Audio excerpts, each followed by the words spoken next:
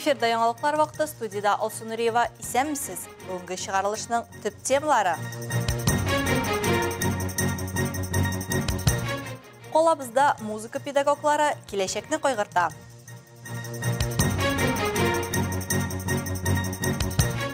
Ознакайда укытучы логопедлар яңа эшләү алымнарын барлый. Заманча рәсем сәнгате тудыручылар яшәеш хакында уйлана. Татнефть Хәйрия фонды ярдәме белән 2нче ел рәттән углерод изен эзләү дип исемләнгән чара уза. Ул образ будущего бөтен Россия проекты кысаларында үткәрелә. Әлеге тикшеренүдә Татарстанның 5 районыннан 1700 бала катнаша. Углерод изен киметү Татнефть компаниясының өстенлекле экологик юнәлешләренең берсе. Ул үз эшенә киләчәк образы проектында ала. Аның командасы мәктәп укучыларын мавыктыргыч тикшеренү форматында углерод изе белән таныштыра.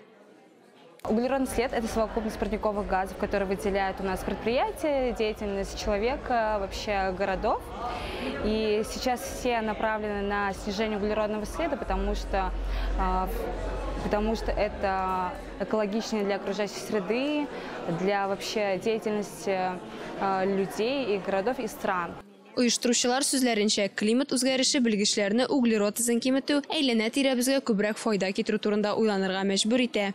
Бу эшкә кечкенәдән балаларны җәлеп итү, аларны конкрет соннарда углерод изе булуын аңларга, чагыштырырга, нәтиҗәләр ясарга һәм карарлар кабул итәргә өйрәтә. Балалар махсус эшләнгән чемоданнарны ачалар һәм мөстәкыйль рәвештә иртән теш чистартудан алып йокы алдыннан электр приборларын сүндерүгә кадәр үз тормышларыннан алынган хәлләрне тикшерәләр. Һәр ситуациядә углерод изен киметү ысулларының күплеге барлыгын аңлый.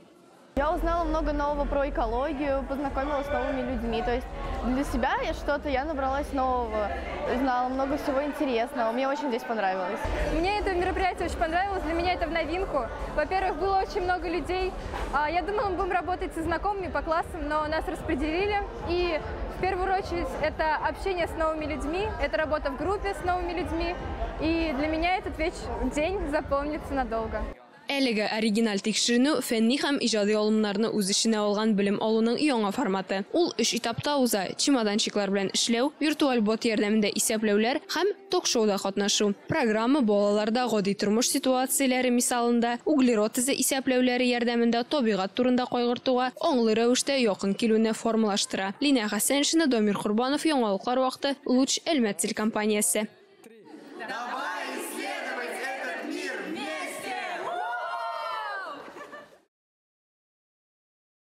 Ознакай муниципаль районында физик мөмкинлекләре чикле балалар өчен Актүбә интернат мәктәбе дәүләт бюджет гомуми белем бирү учреждениесе базасында директор урынбасарлары һәм укытучы логопедлар өчен семинар киңәшмә үткәрелде.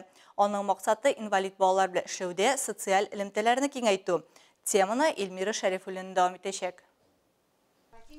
Катнашучыларны Актүбә бистәсе башлыгы Александр Севастьянов, Азнакай районы мәгариф идарәсе начальнигы Зөлфия Гыйләҗева сәламләп, муниципаль районда мәгариф системасы, мәгариф учреждениеләренең матди-техник базасын яңарту, мәктәпләрнең һәм балалар бакчаларының федераль һәм республика проектларында һәм грантларында катнашуы турында сөйләделәр.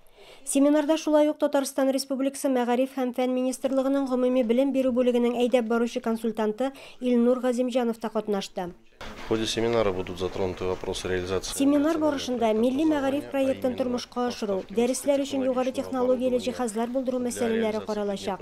Шулай ук физик мөмкинлеге чикле балалар укыган мәктәпләр өчен социаль партнерлар булдыру мәсьәләләре дә каралачак.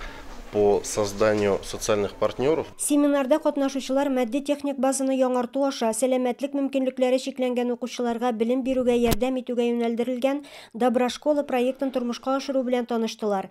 Мәктәп-интернат кабинетларында булып, яңартылган мәктәп җиһазларының дәрәҗәсен һәм сыйфатын бәяләделәр. Безнең мәктәптә 2023 елда Добра школа программасы буенча ремонт үткәрелде. Кабинет җиһазларына федераль һәм төбәк бюджетыннан 7,5 миллион сум акча күчерелде. Заманча мәктәп милли проекты таләпләренә туры китерелеп, 4 кабинетка ремонт ясалды. 2 тегү остаханәсе, психолог кабинеты һәм логопед кабинетына. Практик өлештә катнашучыларны 6 төркемгә бүлделәр һәм Актүбә мәктәбе стеналарында эшләү ысулларын күрсәттеләр. Эльмира Шәрифуллина, Рөстәм Акбаров, яңалыклар вакыты, Луч Әлмәт телекомпаниясе. Булачак музыкантлар тәрбиясендә нәрсә мөһим? Балаларга өстәмә һәм профессиональ белем бирүдә нинди яңалык кертергә кирәк? Бу һәм башка сорауларга калабызда узган республика семинарында җавап эзләделәр. Чарада безнең иҗат төркеме дә булып кайтты. Рәдифә Нугманова дәвам итә. Оста музыкантлар тәрбияләп үстерер өчен укытучы кеше дә үзе оста булырга тиеш. Шуңа күрә мондый семинарлардан төбәгебездә һәр даим уздырып киләләр.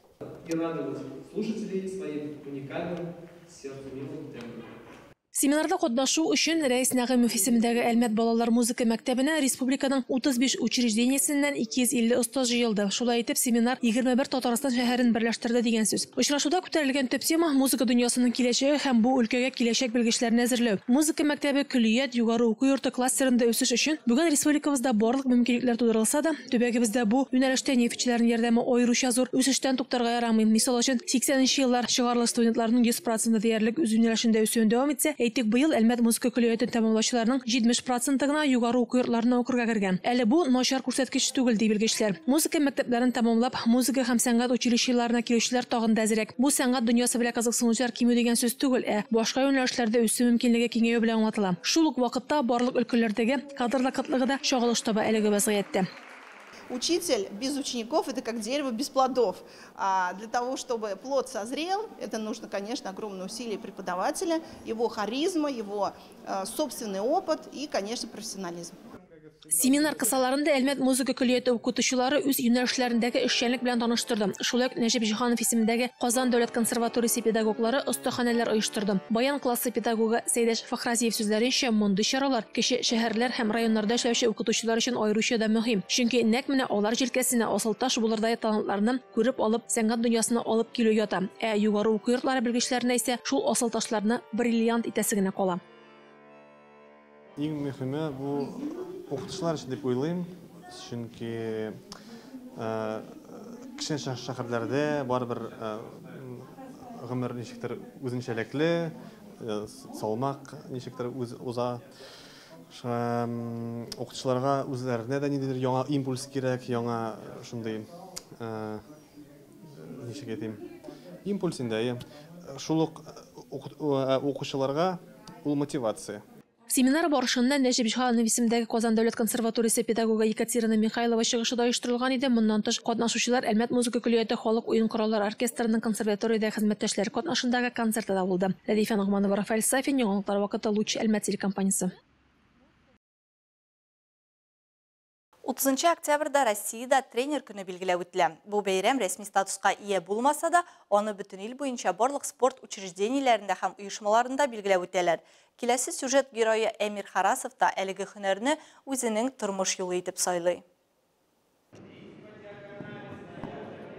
Әмир Харасов фикеренчә, тренер һәр балага бәяләп бетергесез йогынты ясый. Физик көч тәрбияләп кенә калмый, шәхес нигезләрендә сала. Шуңа күрә ул мәктәптә укыганда ук тренер булу, аның тормыш юлы икәнен аңлап, тренер ярдәмчесе булып эшли. Все начиналось с детства, 6 лет занимался футболом. Очень нравилось работать с детьми.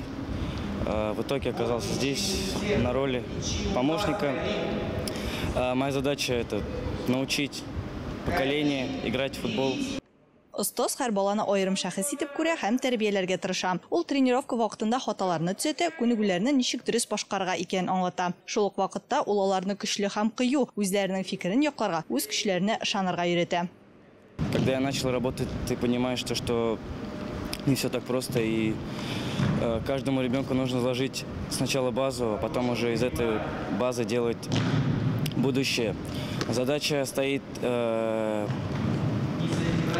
научить ребенка координации, к ловкости, к скорости, к быстрота мышления.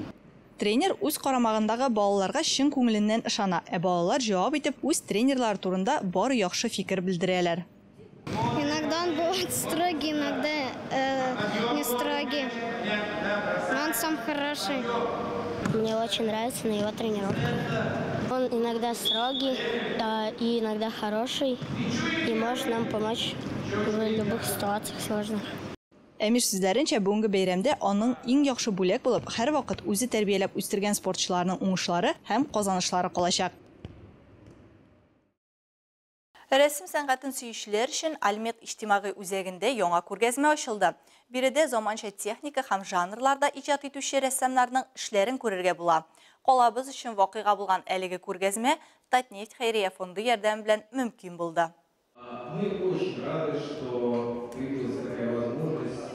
Россиядә заманча сәнгать юнәлешендә иҗат итүче 23 авторның эшләре кабатланмас һәм төрле. Алар төрле техникада башкарылган. Һәр автор кешелек тарихы дәвамында калкып торган сорауларга җавап эзли. Бу үлем һәм мәңгелек, яманлык һәм яхшылык. Күргәзмәдәге берничә хезмәтнең авторы Зиннур Минахмәтов. Ул авыл егете. 1972 елда Казан сәнгать училищесын тәмамлый. Шул ук елны рәссам укытучы тырышлыгы белән Алабугада беренче сәнгать мәктәбе тарихы башланып китә. Тормышының 19 елын ул яшь буынны иҗади үсешенә багышлый. 90 еллар башында Зиннур ага сәнгать мәктәбе белән хушлашып, ирекле иҗат белән шөгыльләнүгә күчә. Бүтән şey yaşarga килә. Бүтән şey. Бүтән рәсемләр, ана анда инде бүтән рәсемләр килеп чыга. Чыгарга тиеш обязательно. Потому что менә нинди генә күргән эшләрне карама, ул бит авангардист диләр. Алар авангардист түгел, алар күңелләре җылый алар. Шуның өчен менә булай борылып әллә нәрсәләр килеп чыга. Менә ул җыламасын өчен дөнья үзгәргән. Из точки А нуктасыннан күргәзмәнең исеменнән күренгәнчә биредә уйлануга урын бар. Төгәлрәк итеп әйтсәк, әлеге күргәзмәдән башланган уй-фикерләр кеше фантазиясе мөмкинлек бирә алган кабатланмас урыннарга җиткерергә сәләтле. Это сразу несколько поколений художников современного искусства России. Молодое поколение и более старшее уже такое заслуженное, уважаемое. При этом это абсолютно уникальные авторы, каждый со своим каким-то уникальным, своеобразным, независимым художественным стилем. У них свои миры. Күргәзмә ачылышына килүче һәркем үз кәефенә, уй кичерешләренә туры килердәй эш таба алдан биредә. Кемдер күптән борчыган сорауларына җавап тапты, яки нинди дә булса яңалык ачты. Олы идеялар тудырган, бер үзең булса да, булсаң да олы эшләр башкарырга була, һәм дә зур дәрәҗәләргә ирешергә була. Заманча рәсем сәнгатенә багышланган әлеге күргәзмә үзенең киң кырлы фантазия дөньясы белән аерылып тора. Әлеге күргәзмә Әлмәт иҗтимагый үзәгендә ноябрь дәвамында эшли торган булачак. Радифа Нугманова, Рафаэль Сафин, яңалыклар вакыты Луч, Әлмәт телекомпаниясе.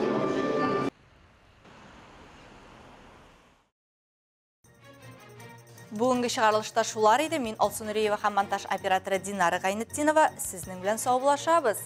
Исән сау булыгыз.